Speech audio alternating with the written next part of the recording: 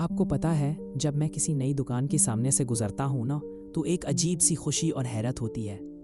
दुकान के बाहर बड़ा सा नया साइन बोर्ड लगा होता है, अंदर नई शेल्व्स, रोशनियां जगमगा रही होती हैं और दुकानदार के चेहरे पर वही पहला दिन वाला जोश, जैसे आज से वो अपनी किस्मत बदलने जा रहा हो।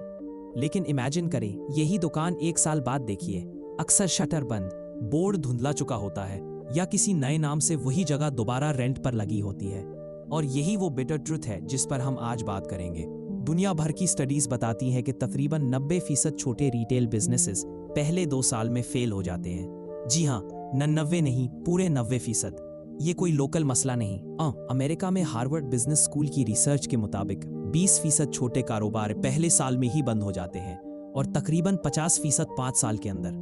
OECD की रिपोर्ट कहती है कि दुनिया के ज्यादातर छोटे business cash flow, credit misuse और गलत प्रोडक्ट सिलेक्शन की वजह से सरवाइव नहीं कर पाते। तो ये मसला सिर्फ लाहौर, कराची या दिल्ली का नहीं, बल्कि लंदन, न्यूयॉर्क और टोक्यो में भी वही कहानी है। अब सवाल यह है कि ऐसा क्यों होता है? क्या मार्केट में कंपटीशन ज्यादा है? क्या लोग कम खरीद रहे हैं? या फिर रिटेलर्स खुद कोई बुनियादी गलती कर रहे हैं? यू नो हाउ, अक्सर हम चीजों को सरफेस लेवल पर देखकर फैसला कर लेते हैं, बिल्कुल वैसे ही जैसे डॉक्टर से पूछे बगैर खुद से दवा लेना। असल मसला वो नहीं होता जो नजर आता है। सबसे पहला और सबसे कॉमन सबब है कैश फ्लो का गलत इस्तेमाल। इमेजिन करें, आपकी दुकान पर रोज ग्राहक आ रहे हैं, बिल्स बन रहे हैं, सेल चल रही है, लोग कह रहे हैं वाह, काम तो जम के हो रहा है। लेकिन महीने के आखिर में जब आप हिसाब देखते हैं तो जेब खाली। ऐसा क्यों? क्योंकि प्रॉफिट और कैश फ्लो 2 अलग चीजें हैं। अमेरिका में एक स्मॉल ग्रोसरी स्टोर ओनर की मिसाल है। रोजाना $10,000 की सेल थी, लेकिन $8,000 क्रेडिट पर जाता था। सप्लायर को कैश में पेमेंट करनी थी। नतीजा, दुकान चल रही थी मगर पैसे नहीं। आखिरकार वो बंद हो गई। कैश फ्लो किसी बिजनेस का खून होता है। सेल सिर्फ पल्स है। अगर खून सर्कुलेट ना करे तो जिस्म मर जाता है। वैसे ही बिजनेस भी। हार्वर्ड बिजनेस रिव्यू कहता है कि 82% small businesses cash flow management ना होने की वजह से फेल होते हैं। लिहाजा सबसे पहला लेसन, प्रॉफिट नहीं, कैश फ्लो मैनेज करें। अब आते हैं दूसरे बड़े मसले की तरफ, credit misuse. You know how, जब आपको कोई थोड़ा सा कर्ज देता है तो आपको टेम्पररी रिलीफ मिलता है, बस वही रिलीफ कभी कभार एडिक्शन बन जाता है। लेट्स से आपके डिस्ट्रीब्यूटर ने 14 दिन का क्रेडिट दिया। आप सोचते हैं अभी सेल आ जाएगी, बाद में पेमेंट कर देंगे। फिर अगले हफ्ते दोबारा नया ऑर्डर, नया क्रेडिट। देखते ही देखते क्रेडिट पाइल बन जाती है। यूके के एक इलेक्ट्रॉनिक्स रिटेलर की मिसाल लीजिए। वो 30 दिन के क्रेडिट साइकिल पर था, मगर पेमेंट्स डिले होने लगी। सप्लायर ने डिलीवरी रोक दी, शेल्व्स खाली, ग्राहक मायूस और दुकान बंद। क्रेडिट एक टूल है, सहारा है, मगर आदत नहीं।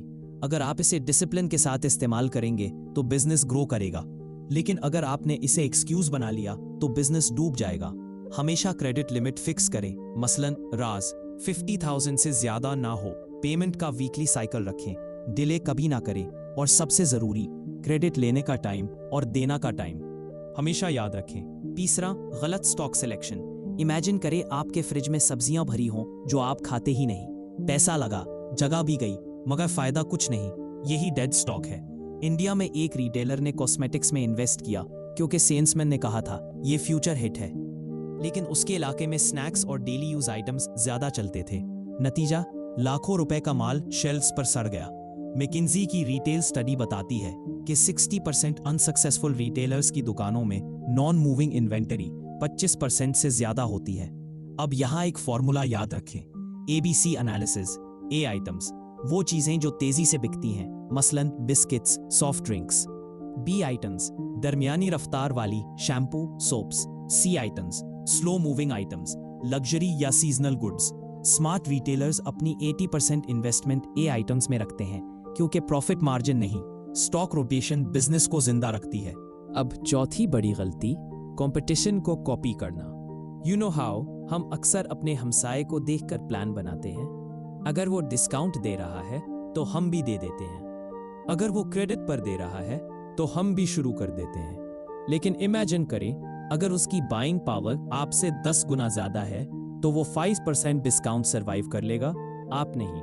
अमेरिका और यूरोप के स्टडीज कहते हैं कि स्मॉल शॉप्स जो ब्लाइंडली प्राइस वॉर में कूदती हैं, वो 2 साल के अंदर मार्केट से निकल जाती हैं। कंपटीशन को देखें मगर कॉपी ना करें।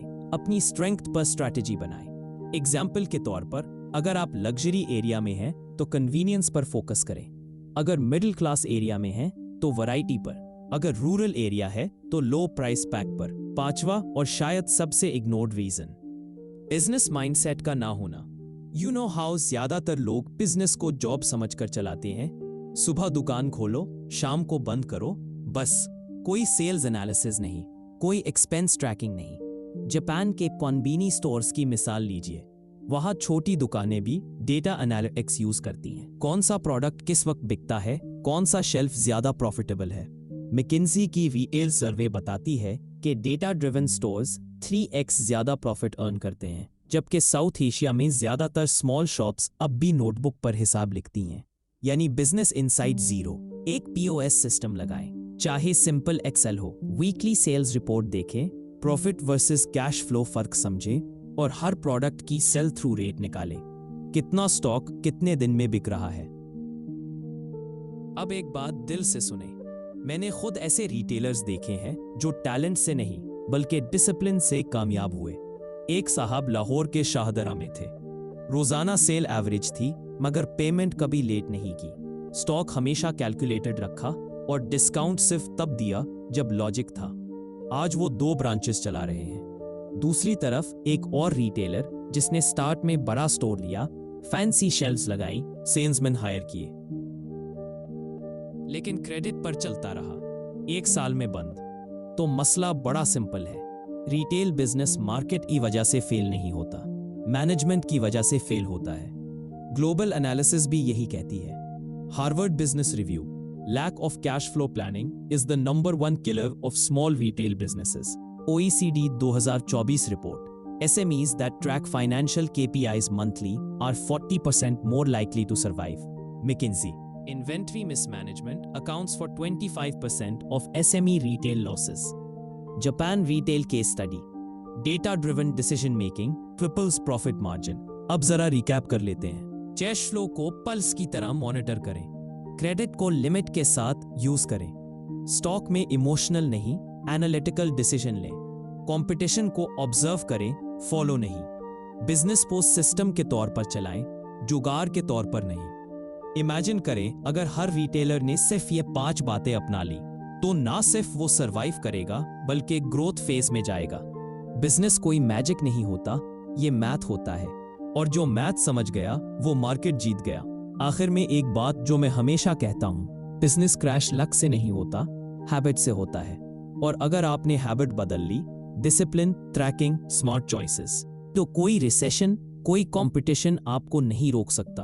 हम बिज बीकन पर यही कोशिश करते हैं कि ग्राउंड रियलिटीज को सिंपल लैंग्वेज में शेयर किया जाए।